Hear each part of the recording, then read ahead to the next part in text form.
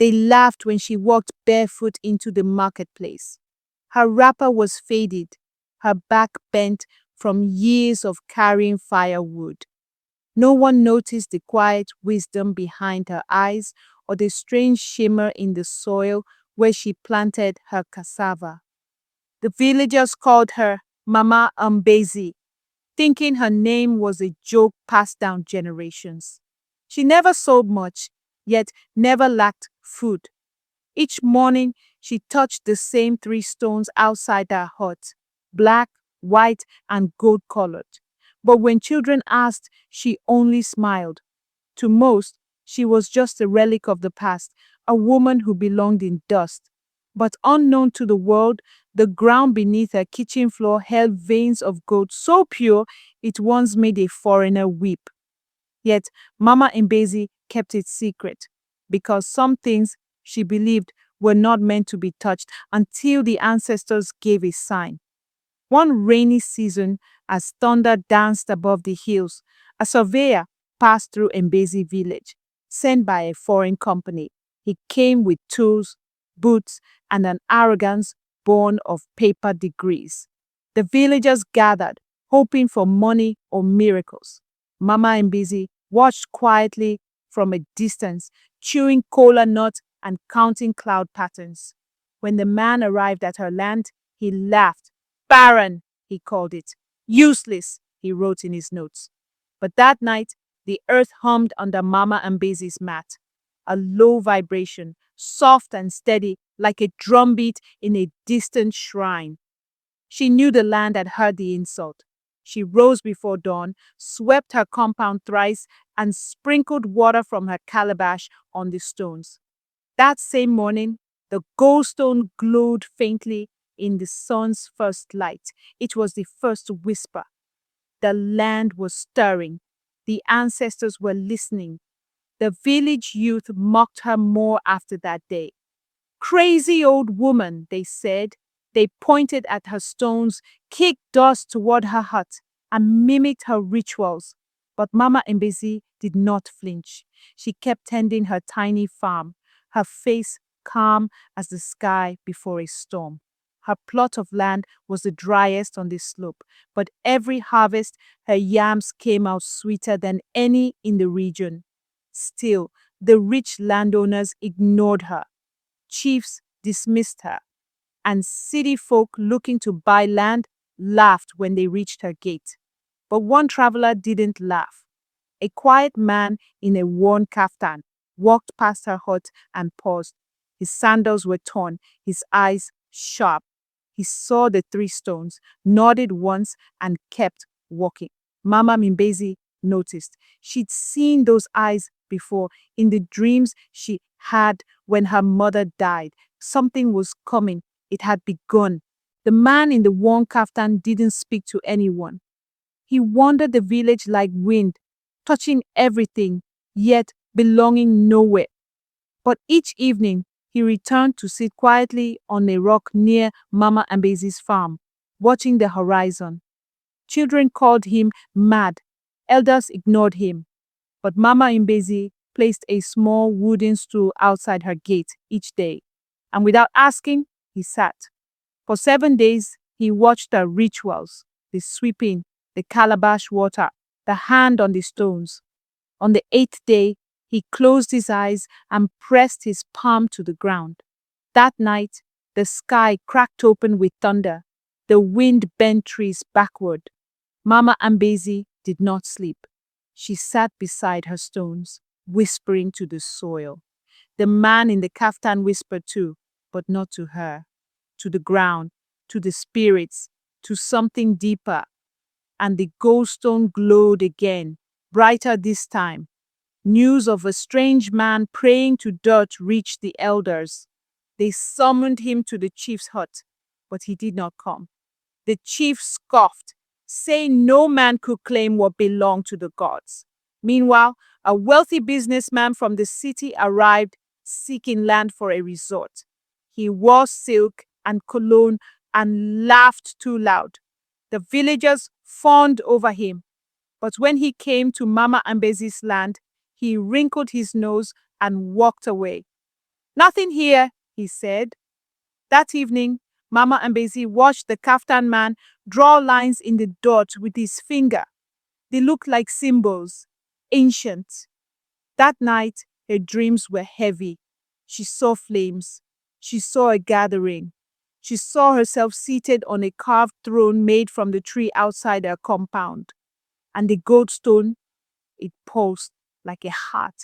The ancestors were not only listening, they were ready to speak. By morning, the kaftan man had vanished, but he left something behind. 3 marks carved beside the stones: sun, river, and crown. Mama Mbezi knelt by them. Her hands trembled.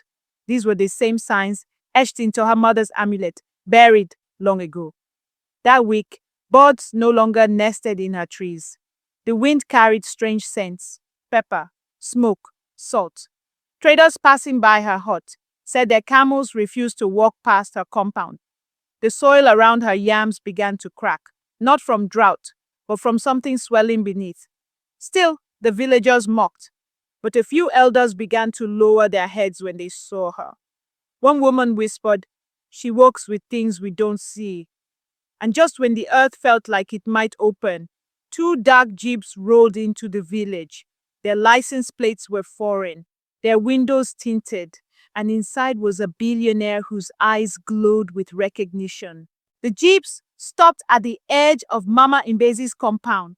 Dust curled around their tires, like old spirits dancing in welcome. The billionaire stepped out slowly, tall, dark-skinned, head wrapped in silk, and eyes deep as river shadows. He didn't speak. He simply removed his shoes, placed them neatly by her gate, and walked barefoot across her cracked compound. The villagers gathered, whispering and pointing. Why would a man like that visit her? But Mama Mbezi was already standing at her door. She had prepared water in a calabash and placed it beside the stones. The man approached the stones, dropped to one knee, and touched the gold one with both hands. His lips moved, but no sound came. When he opened his eyes, they were filled with water, not from dust, but from memory. Then he bowed, not to the land, not to the people, to her, Mama Mbezi. No one could understand what happened. A billionaire bowing to a barefoot woman made of wrinkles and wisdom? The chief came in haste, demanding answers, but the man ignored him. He asked for silence, then opened a small velvet pouch and poured its contents onto the ground. Ancient gold flakes, carved with symbols that matched the ones by the stones. He told the villagers that decades ago, a slave woman escaped captivity and buried her knowledge beneath these lands. She'd left clues hidden in oral stories and mothers' lullabies. He had followed those clues across oceans. Mama Mbezi's name was the last one in the chain. The villagers were stunned. The stones were not ordinary. The soil was sacred. And the woman they mocked all these years, she was the keeper of the key, the guardian of a forgotten fortune, not just of gold, but of heritage. Mama Mbezi stood still, but inside her, something ancient uncurled.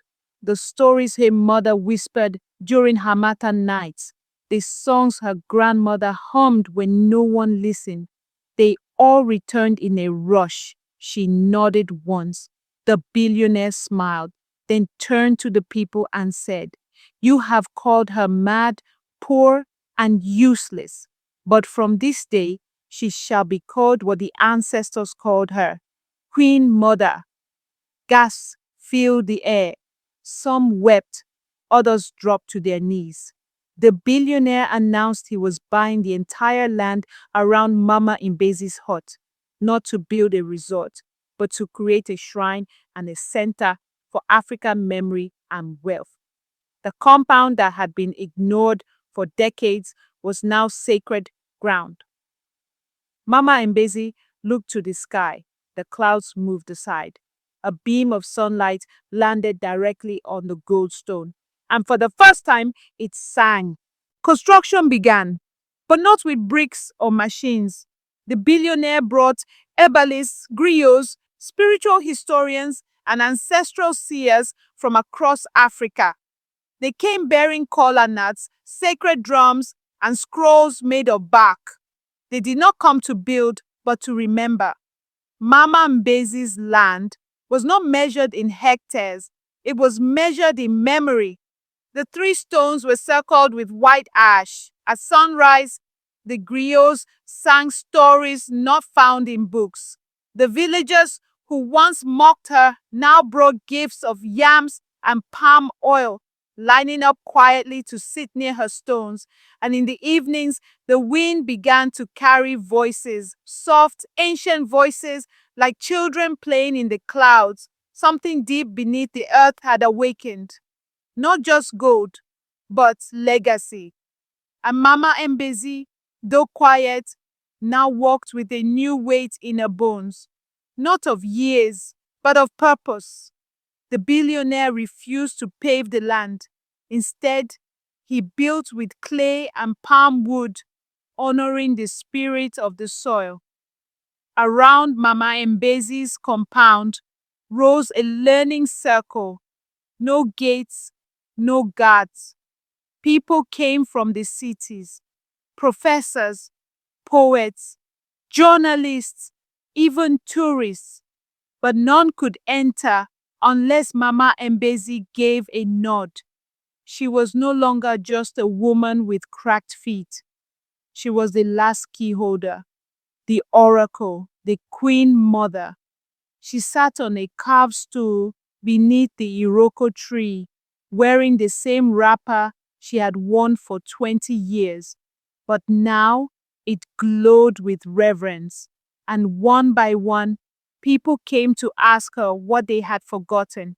She spoke little, she only pointed to the earth, to the wind, to the sky. And somehow, that was always enough. Because truth, she knew, didn't need many words. It just needed to be heard. The chief tried to reclaim authority, but the people no longer followed his cane. His compound emptied, while Mama Mbezi's filled with singing. One morning, he arrived unannounced, his guards behind him. But the guards did not enter. They bowed and waited. The chief stood before Mama Mbezi, humbled. She rose slowly, walked to him, and placed both hands on his shoulders. Then she whispered a blessing into his ear. He dropped to his knees and wept. It was not defeat, it was return. The village had not lost its soul. It had just forgotten where it was buried. Now the land remembered, and the woman they once laughed at now healed broken spirits with silence. The golden stone no longer glowed. It pulsed like a quiet drum, always there, always beating. The Queen Mother did not seek revenge. She only offered light. Rain fell for 7 days. Not the kind that washed things away, but the kind that soaked roots and whispered secrets into the ground. On the 8th day, green shot through the soil like joy through sorrow. Crops flourished around Mama Mbezi's compound, though no one had planted seeds. The mango tree behind her hut bore fruit out of season. Children who had never walked began to take their first steps near her stones, and goats gave birth to twins, which the elders called a blessing of the ancestors. Word spread far beyond the village. People from other regions came, not for gold, but for healing, for peace. The land was not just fertile, it was holy. And Mama Mbezi, the one they had once shunned, became the symbol of restoration. In her silence, the world heard harmony. In her presence, even time seemed to slow down and listen. The billionaire refused interviews. He told reporters that the story was not his to tell. Cameras were not allowed past a certain stone, the boundary of sacredness. Scholars wrote books. Children sang new lullabies about the woman who turned dust into destiny. And Mama Mbezi, now addressed as Queen Mother by all, remained unchanged. She still swept her compound at dawn, still touched the stones every sunrise. But when people came with heavy hearts, she laid a palm gently on their backs and told them to sit by the stones. Some cried, some laughed, all left lighter. Meanwhile, a museum rose in the nearby town, not of artifacts, but of living memory. The billionaire funded it quietly. At the entrance, carved in stone, were the words, "She was mocked for her silence.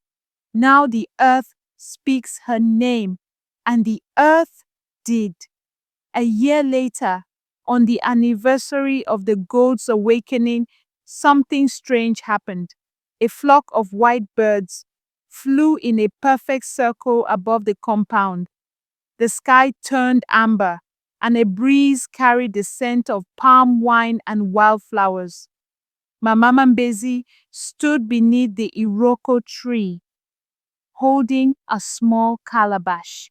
She poured water on the stones, and the wind carried her prayer across the valley. The people gathered, dressed in white, their heads bowed. The billionaire arrived quietly and joined them. No throne, no spotlight, just presence. Mama Mbezi raised her hands, and a hush fell. Then, for the first time in years, she spoke. Her voice was low, like the beginning of rain. "This land is not mine," she said. "It is ours. Guard it with truth.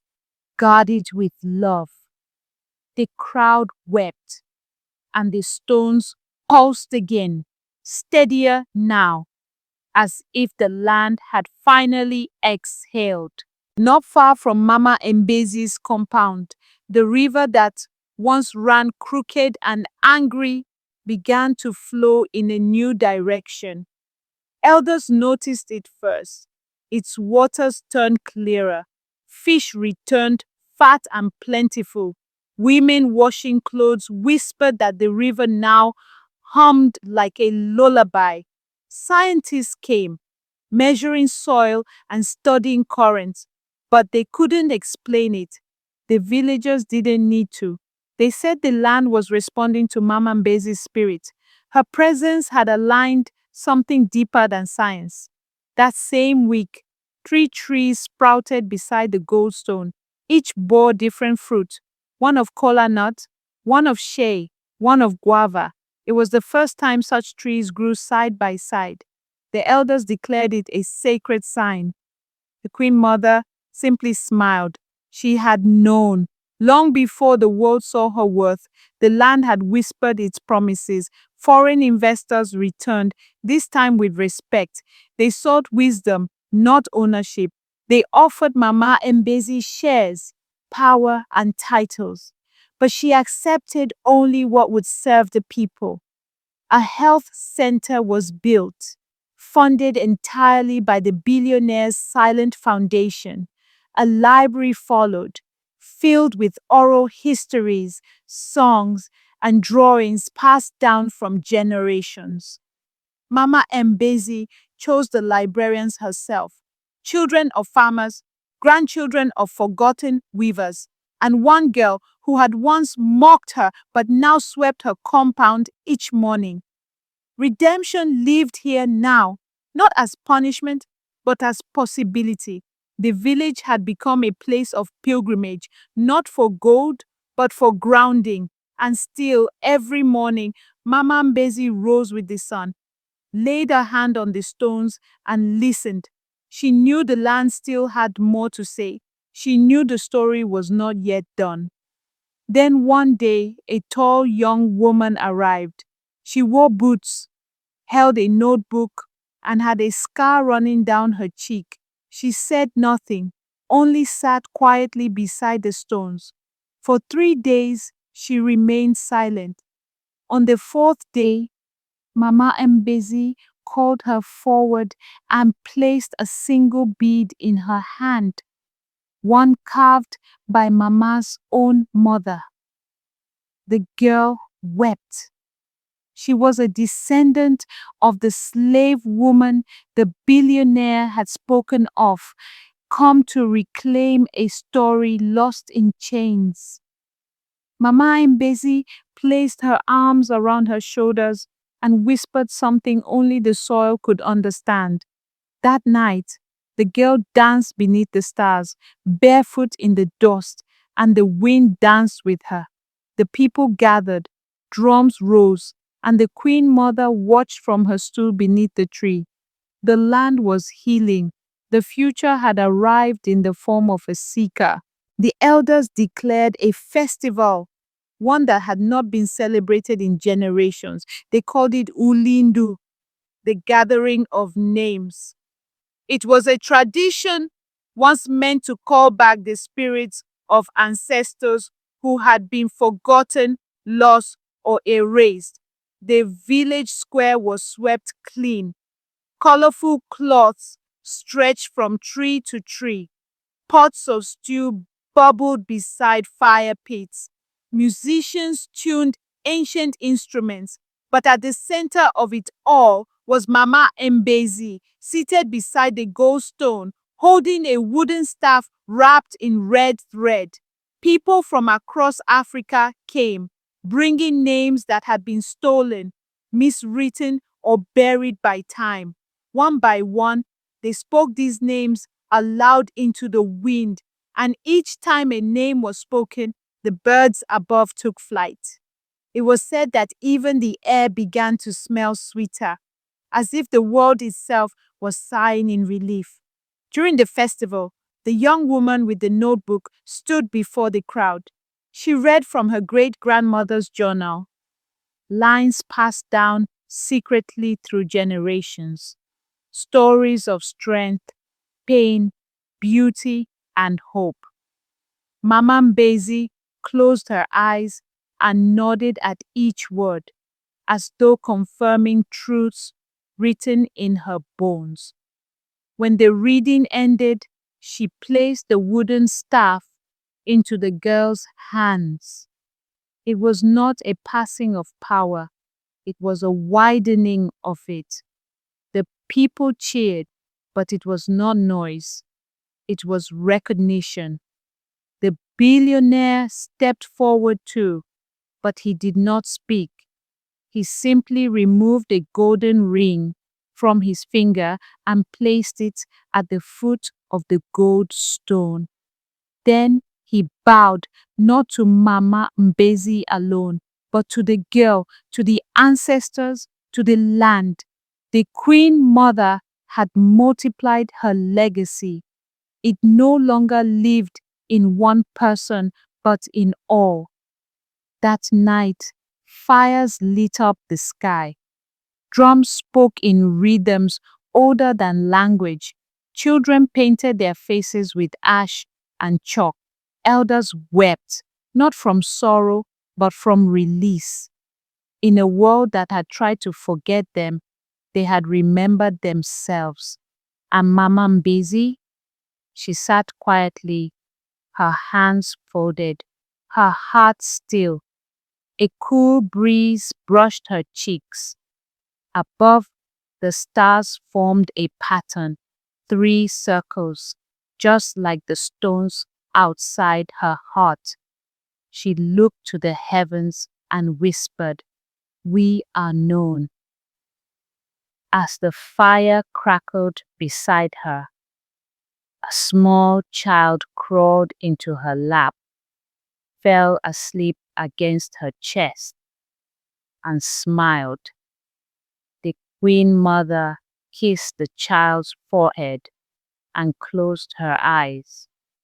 not because she was tired, but because peace had finally come. The land was no longer waiting. It had found its voice, and it was singing her name in every breeze. Years passed, and the village transformed without losing its soul. No tall gates were built, no glass towers rose. Instead, gardens bloomed where gossip once grew. Children played where stones once wept. Tourists still came, but they were guided by local elders, not corporations. At the heart of it all stood the Iroko tree, now known as the Tree of Remembrance. Beneath it sat the Queen Mother, older, slower, but still glowing with the calm power of one who never chased a crown. Her heart remained untouched, her wrapper still simple, and yet kings and scholars bowed before her. Her story was no longer a tale of shame, it was now a scripture of hope. People whispered her name with reverence. She had taught the world something priceless, that dignity is not found in riches, but in the way the earth listens when you speak softly and truthfully. One morning, Mama Mbezi did not rise with the sun. Her mat was undisturbed, the calabash untouched. But no one panicked. The village was quiet, not with fear, but with understanding. The goldstone shone faintly on its own, without hands upon it. Birds gathered on the roof of her hut, not chirping, just waiting. Children sat cross-legged outside, whispering stories of her kindness. And when the elders entered her hut, they found her seated peacefully, eyes closed, hands resting on her knees. She had returned to the ancestors the way she had lived, without noise, without demand. A woman of dust, of dignity, of deep truth. The Queen Mother had not died. She had simply become part of the land she loved. Her breath now lived in the wind. Her voice echoed in the rivers. Her warmth stayed in the soil beneath every child's footstep. The girl with the scar now wore Mama Mbezi's bead around her neck. She swept the compound each morning and spoke softly to the stones. The library grew, the school expanded, but the throne beneath the Iroko tree remained empty, for no one would sit where Mama Mbezi once sat. Her image was carved into wood, her name etched in sacred rhythm, and every year, on the day of returning names, people came from all corners of the continent to honor her. They brought no gold, no gifts, just stories. And in the center of the compound, beside the glowing gold stone, the wind carried those stories into the sky. Some say the tree itself now bends slightly in her direction, as if still listening, because long before the world knew her value, the land had already crowned her. And the song she left behind still hums through every root.